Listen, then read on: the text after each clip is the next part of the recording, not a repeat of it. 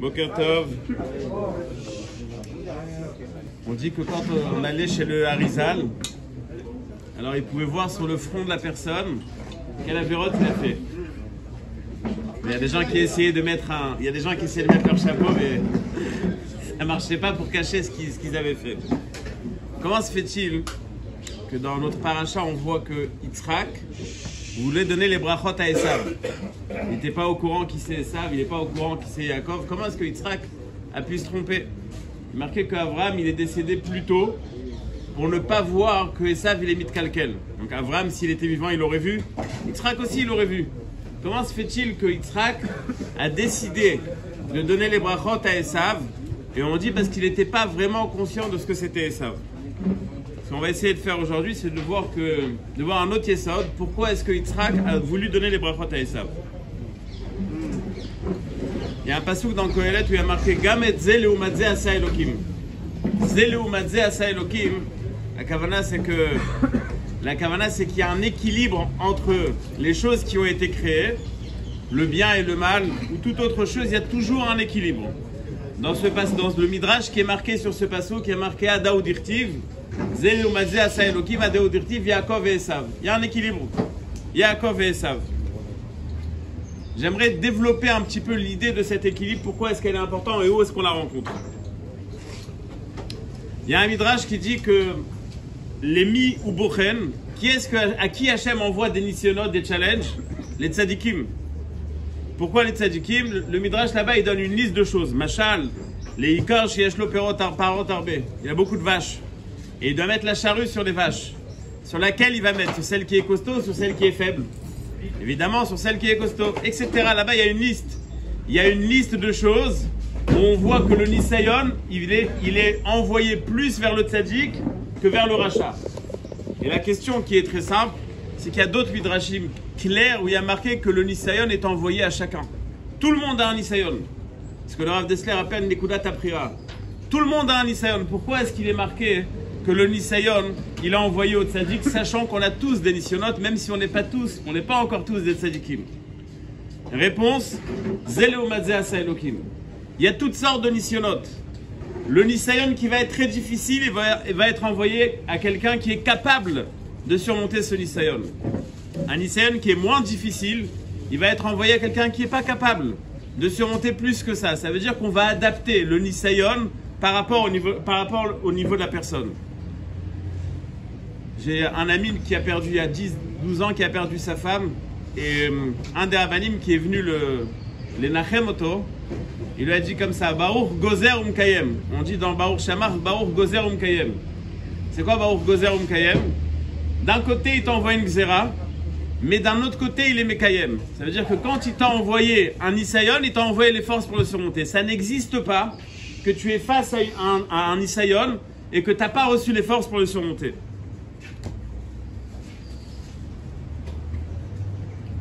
Comme je l'ai dit, Rav Dessler appelle ça la Nekudat Aprira. Ça veut dire que chacun, à son niveau, il a une étape à franchir. Celui qui est né dans une famille, par exemple, où c'est normal, tout le monde va étudier, son Nisayon, il n'est pas comme celui qui est né dans une famille où on ne connaissait pas du tout la Torah, c'est pas de sa faute. Il n'a rien fait pour naître dans ce contexte. Alors le Nisayon de l'un et le Nisayon de l'autre, ils ne sont pas du tout les mêmes, mais c'est la même Nekudat Aprira. Ça veut dire que l'effort que l'un et l'autre vont devoir fournir, il est parallèle, il est exactement adapté à la personne. Ça n'existe pas un Nisayon qui est donné à une personne sans que cette personne puisse surmonter ce Nisayon. Ze leumat ze asa Elokim, si je t'ai donné un Nisayon, je t'ai donné la force de le surmonter. Avriyalitzi raconte qu'une fois il était dans le train pour aller à Hadera et devant lui il y avait un bachour qui était un kibbutznik. Le Rav lui a dit, mais dis-moi, c'est quoi, chez vous faites encore quelque chose? Il lui a dit non, c'est bon, on a fini avec ça. Il a dit quoi? Rien, il n'y a rien, vous faites rien du tout, il n'y a pas un petit quelque chose? Il a dit, Rav, je vais te dire la vérité, le jour le plus horrible pour moi, c'est la veille de Kippour. Pourquoi la veille de Kippour? Pourquoi la veille de Kippour? Il a dit non, toute la journée, la veille de Kippour, je suis en train de me poser la question, je vais jeûner ou je ne vais pas jeûner? Je vais jeûner ou je ne vais pas jeûner? C'est pour ça que cette journée, elle est horrible. Mais encore une fois, le Nisayon, il est adapté à son niveau. Nous, on ne se pose pas la question est-ce qu'on va jeûner. Lui, il se pose la question est-ce qu'il va jeûner? La difficulté pour lui de jeûner, c'est comme notre difficulté pour étudier plus ou pour faire plus de chesed, etc. C'est-à-dire qu'il y a un équilibre entre notre nisayon et notre capacité de le surmonter. Il y a un Bachour Yeshiva qui était dans la Yeshiva du Chafetz Chaim, et quand il était Bachour, c'était la Yeshiva, c'était la pauvreté, celui qui lit les histoires des Yeshivot en Lituanie, en Pologne, tout ça, c'était la pauvreté. À Novardok, il y avait un costume qui était utilisé par tous les Bachurim de la Yeshiva quand ils allaient rencontrer une jeune fille. Il y avait le même costume qui se passait de l'un à l'autre. C'est-à-dire, c'était vraiment la pauvreté la plus totale. Et ce Bachour, il était tout le temps en train de dire un jour, bon, ben, je vais travailler, je vais faire de l'argent et je vais aider les Yeshivot. Il se marie, il travaille, mais alors là, pour aider les Yeshivot, ça devient très difficile. Il n'arrive pas. Il va voir le Chafetz Chaim, il lui dit, Rav, quand j'étais Bachour, je voulais donner de l'argent à tout le monde et aujourd'hui, j'arrive pas.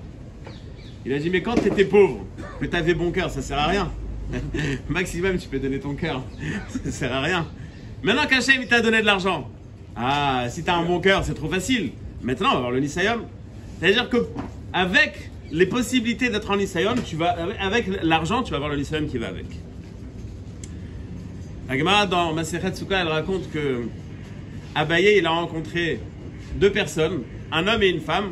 Et cet homme et sa femme, ils ont dit, bon, allez, viens, on fait la route ensemble. Ah ben, il a dit, ouais, ouais, si ceux-là, ils font la route ensemble, on ne sait pas où ça va se finir. Donc, je vais marcher avec eux. Ils marchent derrière eux. Et à un moment, ils arrivent à un carrefour. Et le monsieur, il part d'un côté, la dame, elle part d'un autre côté. Eh ben, il dit, waouh, comment est-ce qu'il a surmonté son Nisayon? Moi, si j'avais marché avec elle, je ne sais pas comment ça se serait fini. Lui, il a réussi à surmonter son Nisayon, comment ça se fait?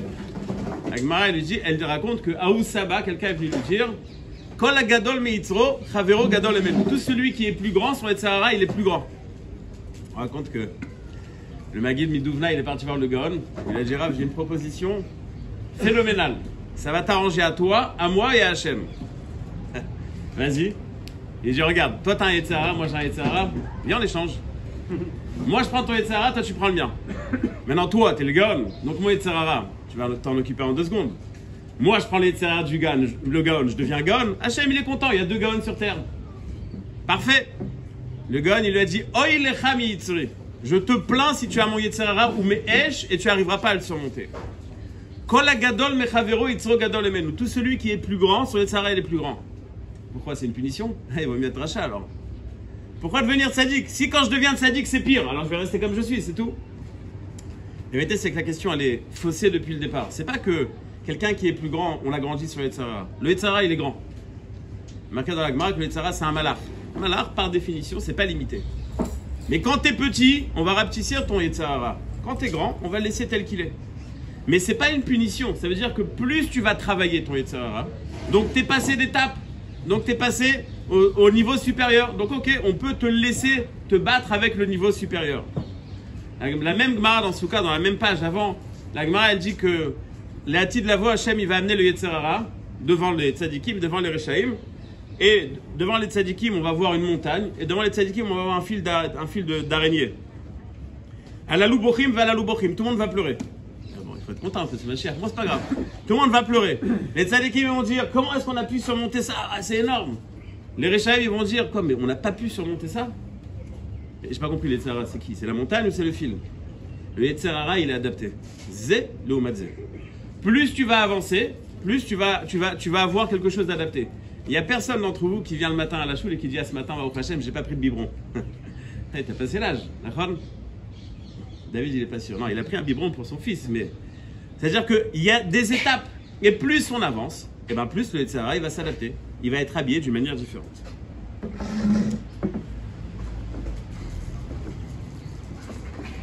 La Gemara raconte dans Chagiga que Rabbi Yoshua ben Hanania, c'était celui qui avait l'habitude de répondre à tous les apikorsim.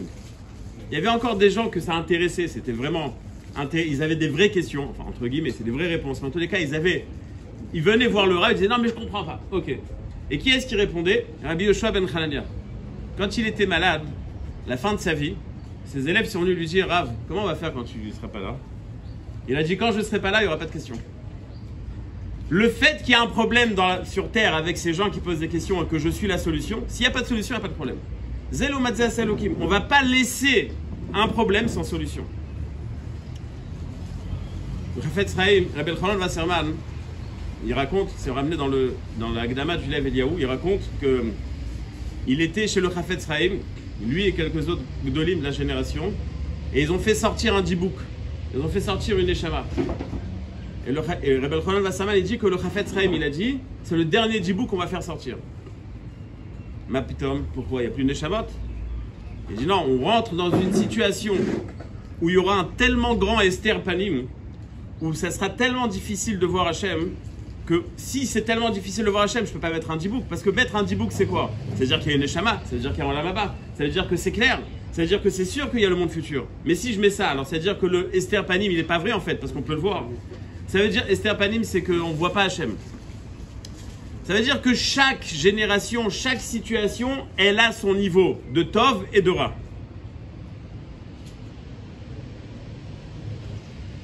À Bnei-Brak, il y a un Admour qui s'appelle Admour Meocherov, son arrière-grand-père. Donc il y avait des grands amis de Chachamim dans sa famille. Et son père, il a dit qu'il était chez son arrière-grand-père. D'accord ? Et son arrière-grand-père, c'était un moumré pour faire sortir les dibouk. Et il lui a dit... donc il a raconté, le père de celui qui est maintenant, il a raconté que il faisait son grand-père, il faisait sortir des dibouk. Alors quelqu'un lui a demandé pourquoi aujourd'hui on n'en voit pas. Il a dit s'il n'y a personne qui sait les faire sortir, Hachem il les envoie pas. C'est-à-dire, encore une fois, tout le temps ça sera adapté. Agmara raconte que à un moment ils se sont posé la question comment ça se fait que le Beth Amikdash Harishon a été détruit. Ils sont arrivés à la Maskana que Yetzer Hara de Avodah Zarah. Il est marqué que Ravashi il a demandé à Ménaché, il lui a dit comment ça se fait que toi Ménaché t'as rentré des idoles au Beth Amikdash. Ménaché était roi 55 ans, la Gemara nous dit. Tous les ans, il avait un nouveau pshat dans Torah de Kohanim.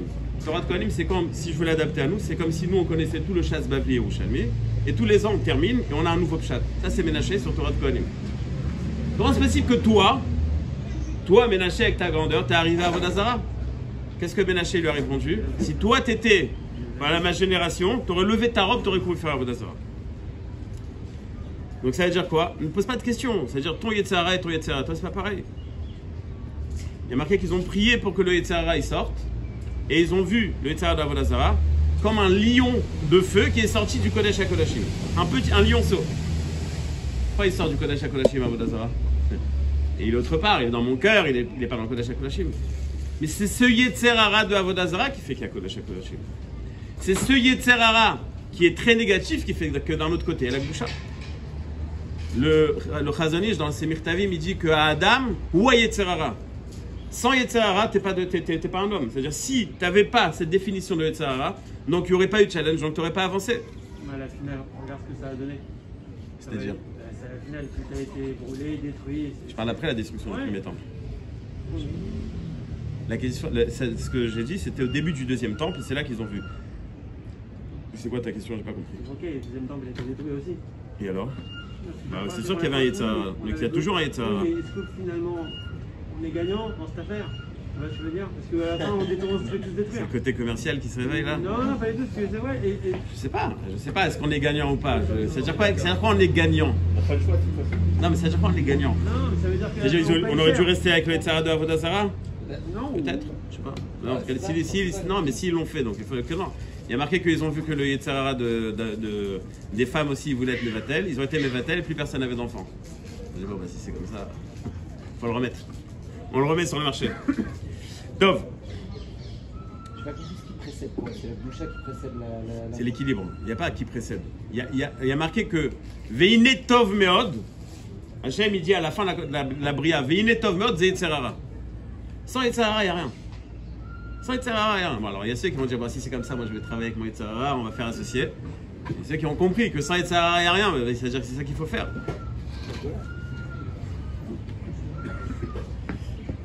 Ok? Je vais donner un exemple. Pour voir, par exemple, dans les Kochot HaNefesh. Paro, pendant 1 an, il se fait massacrer. Une fois par mois, Moshe lui dit attention. Paro, attention à toi. Et il prend la claque. Ou 3 semaines, ou 1 semaine, comme c'est marqué. Arrive Makat Bechot et dit Paro, ce soir, ton fils, minuit, on organise l'enterrement. Ok. Il y a marqué, comme nos enfants le chantent tous les ans à Pessah, Paro be pyjama, be'emtsa alayla. Et Paro, il est parti dormir. Et si je fais le calcul, si j'ai le temps de faire le calcul, La moitié de la nuit. c'était à la moitié de la nuit. Il y a marqué que les rois, ils se lèvent 3 heures après le matin. À quelle heure il est parti dormir? Une demi-heure, 1 heure avant? T'es malade. T'es complètement malade. On te dit ton fils il va mourir, t'as la possibilité de le sauver, le mec il se met en pyjama. Il n'y a rien qui l'ébranle. Rien. C'est pas possible. Mais s'il y a un cohort comme ça, on peut comprendre qu'il y a un cohort qui est parallèle. Hachem il dit à Abraham, demain tu tues Yitzhak. Vayashkem Abraham Baboker. Il est parti dormir. Il s'est levé tôt le matin, il était frais. Et comment c'est possible? Demain tu vas tuer ton fils. Zelo Matzéasa Elokim. Shiesh Koach pour Abraham d'aller dormir parce qu'il faut prendre des forces. Il faut prendre des forces. Demain, il y a la route, il y a du travail. Et bien, Paro, il est capable aussi d'aller dormir. Zelo Matzéasa Elokim. Ça existe dans le positif, ça existe dans le négatif. Il ne peut pas avoir Moshe Rabbeinu s'il n'y a pas Bilam. Chez le Yomrou, c'est-à-dire quoi chez le Yomrou? Il faut qu'il y ait un cohort parallèle. Quand il y a un cohort de Moshe, il y a un cohort de Bilam. On raconte que le Chosé Miloublin, les gens venaient le voir et ils amenaient, il y a marqué dans la Gemara que comme maintenant il n'y a plus de Nessachim, de verser du vin sur le Misbéach, on amène du vin au Talmid Chacham, c'est comme verser dans le Misbéach. Donc les gens ils amenaient des bouteilles de vin. Sauf qu'ils roulaient, ils étaient avec des goïms dans les charrettes ou je sais pas quoi, et on ne sait pas si le vin, il a touché ou pas. Donc on mettait la bouteille, et le Chosé il regardait, il dit cachère ou pas cachère. Une fois il y a un qui amène une bouteille, le Chosé il regarde, et il n'a pas de... Il n'arrive pas à décider. Oh, peut-être c'est cachère Bedjil, non, il n'arrive pas à décider. Et Macarar à froid, ils n'arrivent pas à décider, je sais pas, j'arrive pas à décider. Ils ouvrent la bouteille, c'était du whisky. Et le whisky c'est sûr qu'il n'y a pas de problème. Mais à cachère. Un vin qui peut être taref, il peut être aussi cachère. Donc il y a une concurrence entre le cachère et le taref. Donc je peux voir, c'est Akdoucha. Ça crée cet équilibre, ça crée. Mais ça, le whisky c'est statique. C'est statique, donc ça crée rien du tout. Cet équilibre, c'est ça qui nous fait avancer. Le fait qu'on a deux cohortes parallèles, un positif, un négatif, c'est ça qui nous fait avancer. La Gemara, elle raconte... pas Nebuchadnezzar, Sancheriv. Sancheriv a conquis le monde entier. Mais il y a une ville qu'il n'a pas conquis. Yerushalayim. Et il a, comme ça, il a décidé ça et je vais me les faire cela. 2 500 000 chayalim. Ils arrivent à Yerushalayim et il est mort de rire. Bon, demain on rase tout ça. Demain, mes amis, chacun prend une pierre. On a fini l'histoire. Et ouais, Yerushalayim disent pourquoi j'ai besoin. Avant d'aller faire la guerre à Yerushalayim, il passe devant son église, ou enfin sa Avodah Zara, et il fait un neder. Si je gagne, je te donne comme korban mes 2 garçons. Ou Daïv et Koussaï, non je rigole. Je donne mes 2 garçons. Tav, il arrive pour faire la guerre, 2 500 000 chayalim. Je ne sais pas combien dans une armée, même aujourd'hui, ça veut dire. C'est énorme. Ils vont dormir le matin, il y a 5 gars qui se lèvent. Sancheriv, ses 2 enfants et encore 2 chefs d'armée. Et ils sont les 2 500 000, tous morts. Imaginez ce qu'il attend au retour, quoi. Il va d'Atrakira, il va se faire massacrer, quoi. Il est foutu. Il rentre chez lui. Sur la route, il dit ah, le korban. Il prend ses 2 enfants pour l'amener en korban. Bon, là, les enfants, j'ai papa. C'est eux qui tuent. Bah, tu fous de ma gueule, quoi. T'as Meshuga. T'as perdu 2 500 000 chayalim et tu crois dur comme du fer. Comment c'est possible? La Gemara raconte une autre histoire. Eliyahu Hanavi raconte qu'il se trouvait à Yerushalayim quand il y avait la famine à Yerushalayim. Et il voit Tinok Munach Ba'ashpa. Tinok, c'est-à-dire un enfant qui était dans une décharge, en train de mourir. Il lui dit, Eliyahu, comment tu t'appelles? De quelle famille tu viens? Et il lui dit, dans le Midrash, quand il ramène cette histoire, il y a marqué qu'ils étaient dans cette famille 300 personnes, il ne restait plus personne, tous morts. Il lui dit, dis-moi si je te donne une phrase et que grâce à cette phrase tu vas vivre, tu es prêt à la dire? Oui, je suis prêt à la dire. Dis Shema Israël Hashem Elokeinu Hashem Echad. Miyad, dit la Gemara. Il a pris sa Avodah Zara, il a embrassé sa Avodah Zara, il est mort. Comment? C'est un crétin. C'est pas possible. C'est-à-dire que tu vois que ça n'a pas marché. Laisse tomber. Ça sert à rien. Pardon, c'est en retour ça? Non, non, c'est une autre histoire. Ah, c'est pas Sancherib, ça, non? Sancherib, ça, j'ai fini, il est mort. Pardon, je sais pas que c'était- Non, non, c'est une autre histoire. Je vais rien que vous montrer le Kohar de croix dans sa Avodazara. Le Kohar de croix dans sa Avodazara. Les deux enfants, ils ont tué Sancherib. Il y avait aussi Nebuzaradan là-bas. Top. Et ce Kohar-là, il y a une autre histoire que j'ai lue sur Rav Galinsky. Et après, j'expliquerai pourquoi est-ce que j'ai amené ces histoires. Rav Galinsky on l'a invité à parler à Tel Aviv. Donc il parle, je sais pas si vous avez vu Rav Galinsky, c'était un Rav qui était tout petit de taille. Il disait que si tu vois un chapeau par terre, ne marche pas dessus, je suis peut-être en dessous. Et bon, il faisait des drachot partout, c'était toujours incroyable ces drachot. Je l'ai écouté une fois même en France, il était venu, il y avait un stander comme ça, on regardait par là. Quoi. Bon, en tous les cas, c'était un très très grand ami Chacham. Très très grand ami Chacham.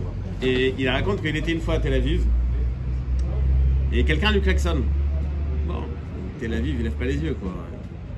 Klaxonne. Yann Calais. Quelqu'un l'appelle avec son prénom.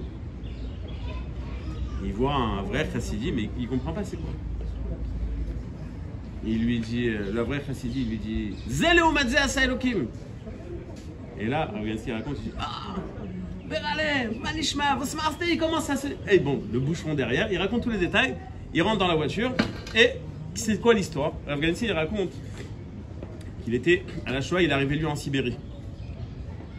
À la fin de la guerre, les Russes, ils ont viré tous les Polonais, tous les Lituaniens, et ils se sont retrouvés dans un camp de Hakurim, comment on dit Hakurim, de réfugiés, à Bergen-Belsen. Et il y avait là-bas ce Berale, ce chassid, qui va voir un jour Rav Galinsky, il lui dit c'est pas possible. Toute ma famille, il reste personne, il reste rien. Comment on fait? Et Rav Galinsky lui dit, il lui a raconté l'histoire de Sancherib. Il lui a dit, Sancherib, c'est un malade mental. 2 500 000 Chayalim morts en une nuit, il continue à croire dans sa Avodazara. Zélo Madze Asa Elokim. Toi aussi, tu as vu toute ta famille qui a été décimée, tu es capable d'avoir la Emouna, comme lui, il y croit. Dur comme du fer dans sa Avodazara, toi aussi tu dois croire dans ta Emouna. Rav Galinsky, il dit que à travers cette Gemara, il peut comprendre une autre Gemara. Dans un pavé dans la mare, c'est pas grave. Pardon? Dans un pavé dans la mare, c'est pas grave. Peut-être que c'est pas un pavé, peut-être que c'est pas une mare. Dans ce cas-là, on peut très bien dire la même chose pour Sancherib. C'est-à-dire que lui, il avait perdu 2 500 000 hommes. Le serpent, il ne croit en part de Lazara. C'est lui, c'est ce que je dis. De la même manière, en disant lui, il croyait au Shema Israël, il avait toute la famille décimée. Vous croyez pas, je sais pas. Ah, à four. Même quand toi, tu as vu ta Avodazara, elle t'a pas aidé, tu y crois quand même. À plus forte raison, quand tu vois ton chemin Israël qui t'a pas aidé, que tu dois y croire quand même. Donc si lui, il est capable de croire en des bêtises, toi, tu dois croire dans le Hémet. Donc la première, il est simple. Il faut être persuadé que c'est le Hémet. Sauf que lui, ses bêtises, c'est pas des bêtises, c'est son Hémet. C'est ce que je dis. Donc c'est encore plus facile. Si déjà pour des bêtises, tu peux être Mahamine, s'il y a un Koach HaNefesh, dans une personne, il y croit. Et il va jusqu'au bout. Si lui, il peut y croire, moi aussi, je peux y croire. Et moi, je crois au Hémet. C'est la différence.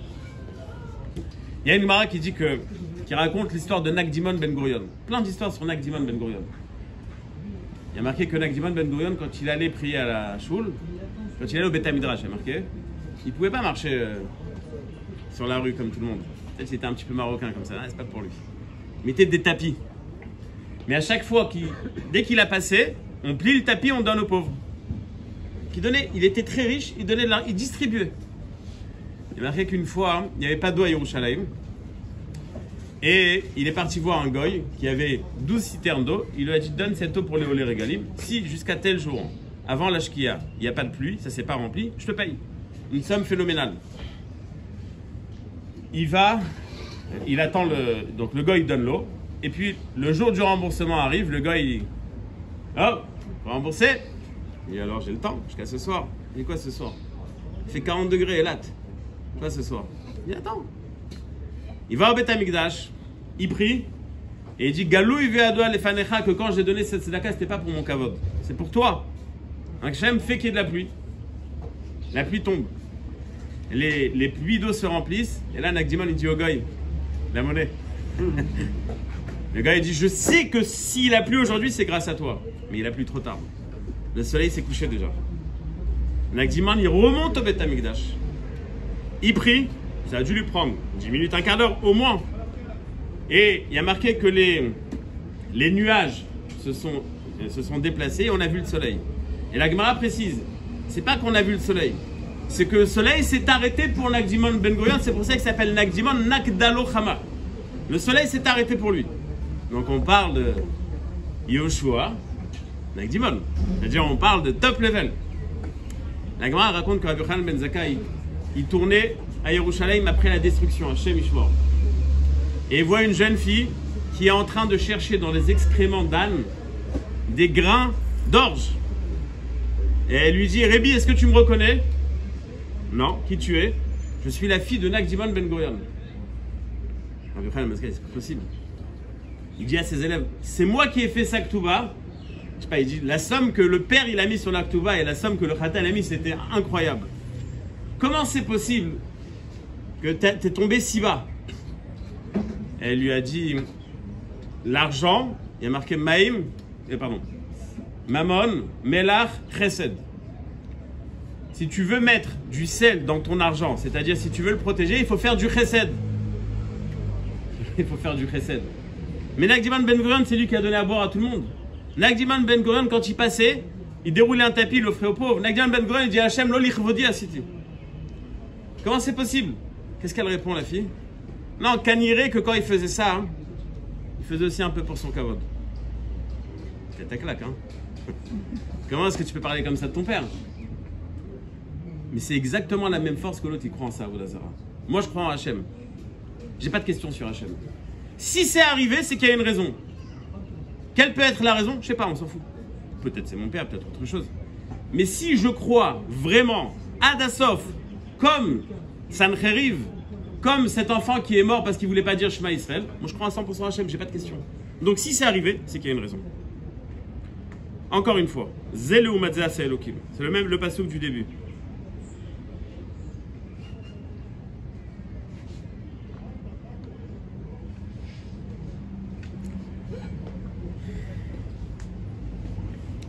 On raconte que quelqu'un est parti voir le Baal Tanya, il lui a dit Rav, j'ai un problème avec mon fils. C'est quoi le problème? Et il a laissé tomber la Torah. Il lui dit dis-lui qu'il vient me voir. C'est justement toi qui veux pas voir. Et il a tout laissé tomber.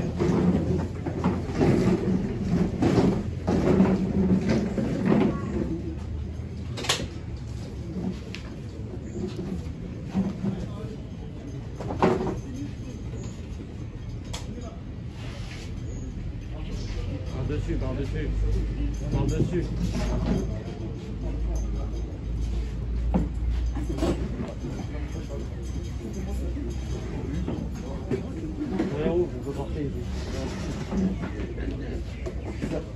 Il est où? Il vient ici ou il descend? Top. Donc il lui dira, c'est justement chez toi qu'il ne veut pas venir. Et il dit, débrouille-toi pour qu'il vienne. Débrouille-toi qu'il vienne. Le Bachour, il arrive chez Baal Tanya. Le Baal Tanya, il lui dit, comment t'es venu? Il dit, à cheval. C'était rapide. Il lui dit, ouais, mais j'ai un cheval, c'est une flèche. Ah, et combien ça coûte un cheval comme ça? Ah, ça coûte très cher. C'est la Ferrari des chevaux. C'est Raval à la semaine. C'est dommage d'acheter un cheval aussi cher. Achète un cheval moins cher. Je dis, non, mais là, faut que tu essayes. C'est un cheval, c'est quelque chose. Je dis, non, mais je vais t'expliquer pourquoi c'est pas bien. Quand tu as un cheval qui est lent, tu arrives à un carrefour, tu t'es trompé. Combien tu t'es trompé? 200 mètres, 300 mètres? Tu vas pas en arrière. Mais quand tu as un cheval comme ça, quand tu t'es trompé, oh, tu as fait toute l'autoroute avec. Et j'ai dit, mais Rav, t'as rien compris. C'est vrai que si je me trompe, ça va me prendre beaucoup. Je me suis trompé de beaucoup. Mais premièrement, le retour, il va être aussi rapide. Et deuxièmement, si je me trompe pas, je kiffe. Baal Tanya, il dit, t'as raison. Écoute bien ce que tu es en train de dire. Tu as des cochotes. Tu peux les utiliser comme un tordu. Mais si tu décides de revenir, tu reviendras encore plus vite que les autres. Parce que tes cochotes, ils sont tellement forts que tes cochotes, tu vas les utiliser dans le bien. Tes cochotes de mal, tu peux les utiliser dans le bien. Il y a marqué dans la Gemara que celui qui avait le Yetzer Hara de Avodah Zara et qui est Choser Bitshuva, il meurt. C'est quoi, c'est des punitions? Je préfère rester dans la Avoda Zara. Rabbi Tzadok HaKohen, il explique, il dit comme ça que le pire de Yetzer Hara, pas Avoda Zara, Pikor Sout, pardon. Le Shar HaChamishim, c'est-à-dire l'endroit le plus grave du Yetzer Hara, c'est la Pikor Sout. Mais Zelo Madze Asa Elokim, l'endroit le plus fort de Gdusha, c'est le 50e Shar Gdusha, c'est Dvekut Vashem. Quelqu'un qui est arrivé si bas, forcément quand il va faire Tchouva, il va arriver très haut. Et donc il va être avec Vashem, donc c'est pour ça qu'il va mourir. Baruch Hashem, tous nos Chazrim et Tchouva, ils vivent parce qu'ils ne sont pas allés trop loin. Donc ils ne peuvent pas aller trop loin, c'est dans l'autre sens. Zelo Madze Asa Elokim à Yesod, c'est que quand il y a des kochot, il faut savoir où tu les mets, tes kochot. On dit qu'il y avait une maman qui avait son enfant qui pleurait. Elle avait marre. Elle est partie voir le Rav, elle dit mais c'est insupportable. Et il dit non mais il a une neshama gdola. Et elle dit neshama, change-lui-toi les couches, on verra. Neshama, c'est vrai, il neshama, qu'est-ce que tu racontes? Et il dit non, je vais t'expliquer. La neshama quand elle descend, elle veut pas descendre. Elle veut pas descendre. Et c'est pour ça que la première chose qu'un bébé il fait quand il naît, il pleure. Première chose, on attend. S'il n'a pas pleuré, c'est qu'il y a un problème. Surtout s'il est marocain. Comment il n'a pas commencé directement à râler, c'est pas normal. Mais dès qu'il descend, il pleure. Maintenant, petit à petit, la neshama, elle s'habitue. S'il continue à pleurer, c'est que la neshama, elle ne s'habitue pas. Donc, ça veut dire que c'est une neshama gedola. Les kochot qu'on a dans le mal ou dans le bien, c'est les mêmes kochot. C'est le même moteur. Est-ce que tu tournes à gauche ou est-ce que tu tournes à droite? Je ne dis pas où c'est positif, mais vous savez où c'est positif. À toi de décider tes kochot où est-ce que tu vas les mettre. Yitzhak, il voit Esav. 5 avérotes il a fait ce jour-là. Il a fait la avérote, la méadrine. Tué, volé, violé, il les a fait d'après toutes les chitotes. Je dis mais attends, t'imagines? C'est incroyable. C'est un super achat. Un super achat, ça peut être un super tzeddik. Il a des kochot. Mais ces kochot, il les utilise mal. Mais s'il les utilise bien, il va arriver très loin. Donc c'est à lui qu'il faut donner les brachot. Pourquoi est-ce qu'on lui a pas donné? Parce que ça veut dire non, mais ça m'intéresse pas. Mais si tu es intéressé, tu vas te décoller. Auto d'avoir bichulé nous.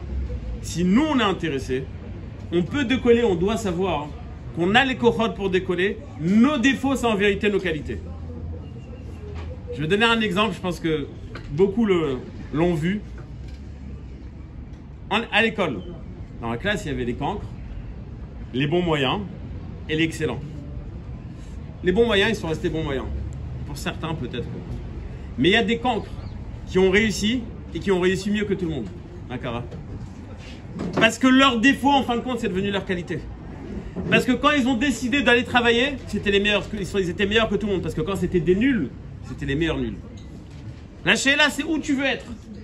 Est-ce que tu veux être bien ou est-ce que tu veux être pas bien? Mais les kochot, ils sont là. C'est-à-dire qu'un enfant a problème, en fin de compte, ça peut être l'enfant le plus réussi. Un enfant qui, bon, bah, au Hachem, tant mieux, on veut pas de problème. Mais ça va rester un bon moyen. Celui qui est problématique, peut-être que c'est celui qui va devenir le meilleur. C'est ce que Yitzhak pensait pour Esav. Il a vu Esav, il sait très bien, c'est un rachat. Mais s'il a des kochot pour être un aussi bon rachat, combien il peut être tzaddik? Je lui donne les brachot. Il n'est pas capable de décoller, il va rester. On est capable de décoller, Bezrat Hashem Natzliach.